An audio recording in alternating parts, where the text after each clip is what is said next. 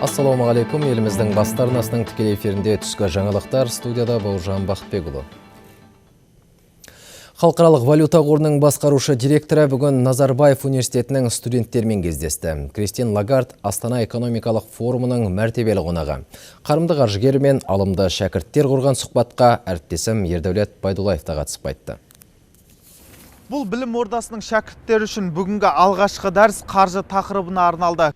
Лагард халықаралық экономиканы жақсы меңгерген маман. Сондықтан әр ел бойынша өзіндік болжам айта алады. Қазақстанға қатысты біздің дүниежүзілік сауда ұйымына қосылғанымызға ерекше тоқталды. Бұл қадам Қазақстанға алдағы жылдары 3-4, болашақта 10%-ға дейін қосымша табыс әкеледі. Қазақстан болашаққа нақты бағыттарды бекітіп алған. Енді тек оқу, ғылым мен инновацияны дамыту керек. Сіздің елде оны іске асыратын 25 жас шамасындағы тұрғындар саны басым. Айта кетерлігі, шикізаттық емес саланы жетілдіріңіздер. Әлем осыған ұмтылуда. Мейман өз кезегінде студенттер тарапынан қойылған сұрақтарға да жауап берді. Еліміз тәуелсіздігінің 25 жылдығымен де құттықтады. Халықаралық қаржы қорының басшысы түстен кейін де бірнеше кездесу өткізуді жоспарлап отыр. Сондай-ақ қордың аймақтық конференциясына қатысып, әлемдік экономикалық ахуал, жақын болашақтағы жоспарлар жайын талқылайды. Ердәулет Байдуллаев, Абдулла Исаев, Хабар, Астана.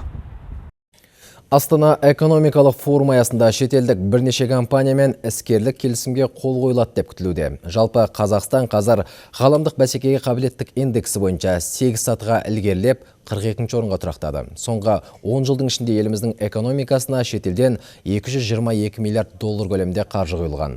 Былтырдың өзінде Қазақстанға 15 миллиард долларға жоқ инвестиция тартылды. Әсіресе өңдеу өнеркәсібіне салынған инвестиция көлемі ауқымды.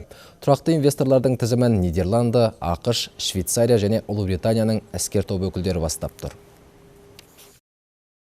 Ғаламдық бәсекеге қабілеттілігі индексі бойынша Қазақстан Республикасы әлем ішінде 8 орынға көтеріліп, 42-ші орынға ие болды. Ал әлемдік банкпен жүргізетін Doing Business рейтингісі бойынша, бұл рейтинг әр елдерде бизнесті қаншалықты оңай жүргізуге болатындығын айқындайтын көрсеткіш. 12 орынға көтеріліп, 41-ші орынға қол жеткізді. Әрине, бұндай айтарлықтай көрсеткіштерге жетудің негізі елімізде қолайлы инвестиция ахуалдың қалыптасуы. Стамбулда өтіп жатқан дүниежүзілік гуманитарлық саммит аясында Түркия президенті Режеп Тайып Ердоған мен Германия канцлері Ангела Меркель кездесті. Тараптар түрік-неміс ынтымақтастығының өзекті мәселелерін қозғап, визасыз режим жайын әңгімеге арқау етті. Естеріңізде болса, мамыр айының алғашқы аптасында Еуропалық комиссия түрік азаматтар үшін Шенген аймағына визасыз саяхаттауға мүмкіндік беру жөнінде Еуропарламентке ұсыныс жасаған. Бірақ ондағылар бірден келісім берген жоқ. Арнайы 72 талапты орындауды талап қылды. Ресми Анкара әзірге оның 67-сін орындаған.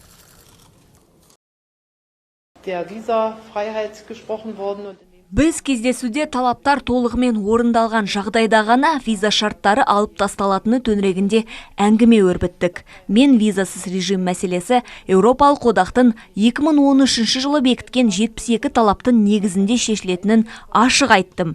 Бізге тәуелсіз сот жүйесі, тәуелсіз бұқаралық ақпарат құралы мен кәсіби парламент қажет. Грекия билігі Идомени лагеріне шоғырланған босқындарды көшіруді бастады. 3 күннің ішінде олар Салоники қаласының маңына қоныстануы тиіс. Сол жерде мигранттарға медициналық көмектер көрсетіліп, түрлі ұйымдармен байланыстар орнатылады. Балқан бағыты жабылғалы бері Македониямен шекаралас жатқан бұл лагерде 10 мыңға жуық келімсек жиналып қалған. Олар соңғы айларда шекара маңындағы тыныштықты бұзып, өзге елдердің аумағына заңсыз өтуге әрекеттене бастаған.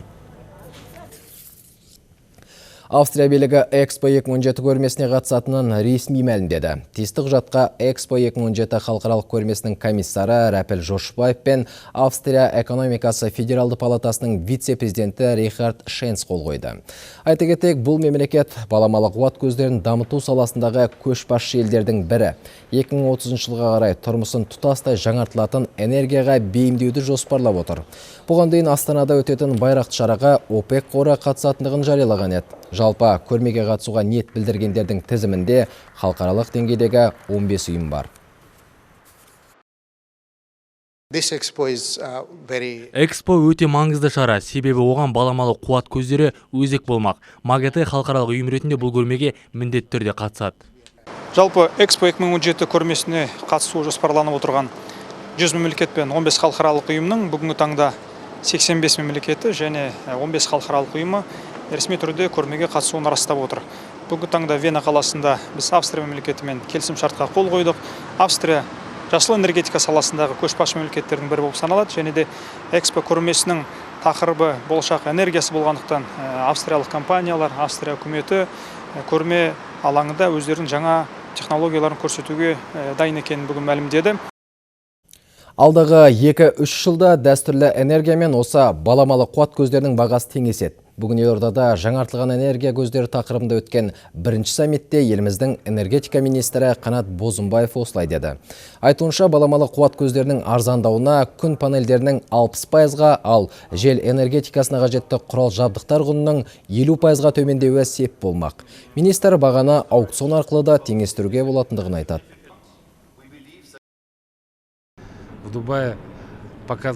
Мәселен, Дубайда өткен соңғы аукционда 800 мегаватт күн энергиясының 1 киловатт сағаты 3 ақш центіне сатылды. Тура бір жыл бұрын оның бағасы 5 цент болған.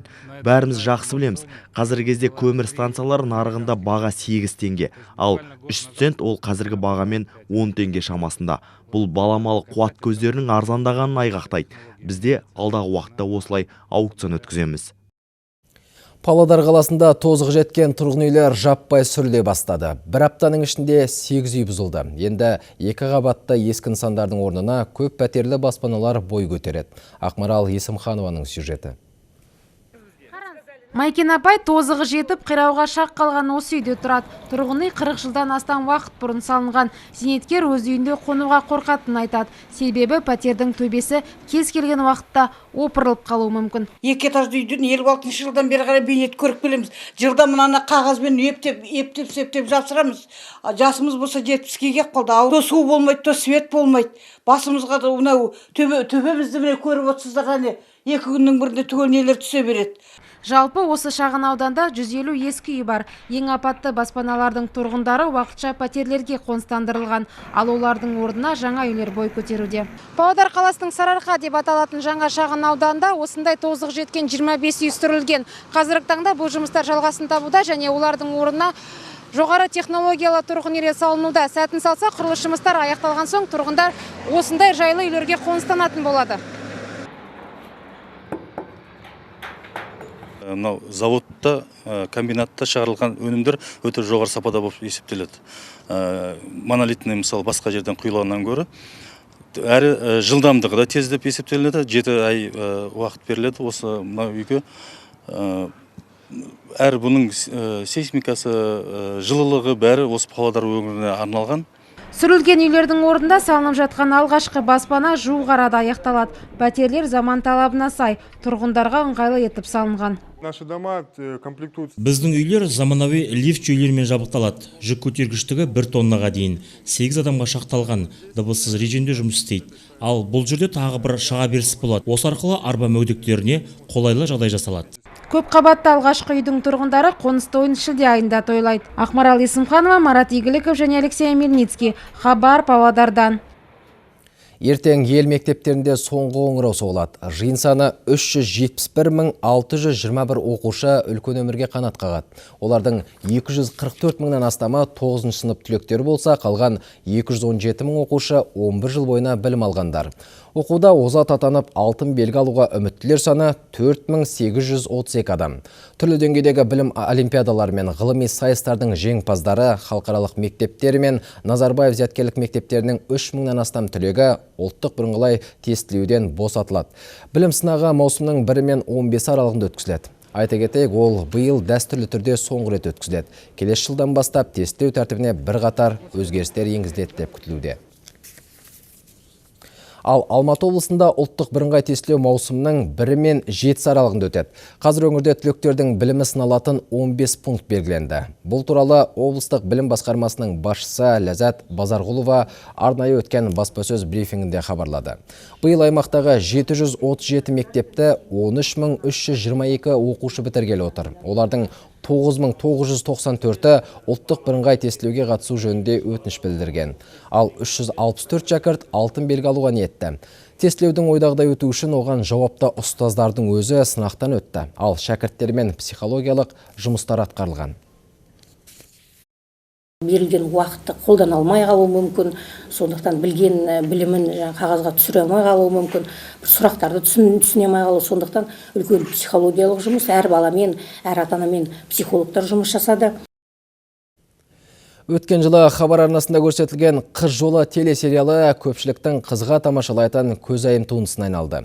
Телехикаяның жалғасын күтіп жүрген көрермендерге жағымды жаңалық. Фильмнің екінші кезеңін түсіру жұмыстары толық аяқталды. Тілшіміз Гүлжан Көленқызы жалғастырады. Бір отбасы, үш түрлі тағдыр. Туынды желісі өмірден алынған оқиғаларды негізге ала отырып өрбиді. Сондықтан болар, көрермен әр бөлімді көз жазбай қарап, кейіпкермен бірге қуанды, бірге қайғырды. Бұл фильмнің жалғасын түсіруге ынтаны оятты дейді шығармашылық ұжым өкілдері. Көрермендердің пікіріне, көрсетілім рейтингісіне қарап, сәтті дүние шыққан бағамдадық.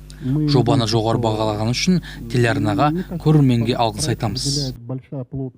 Екінші маусымда фильмдегі оқиға желісі жиілене түседі. Әр кейіпкер қиындықтан өзінше жол табуға тырысады. Олардың нақты прототипі жоқ, бірақ кез келген адамның өмірінде кездесетін жайттарды көруге болады. Иә, ол рас. Біз өмірлік тәжірибеге сүйендік.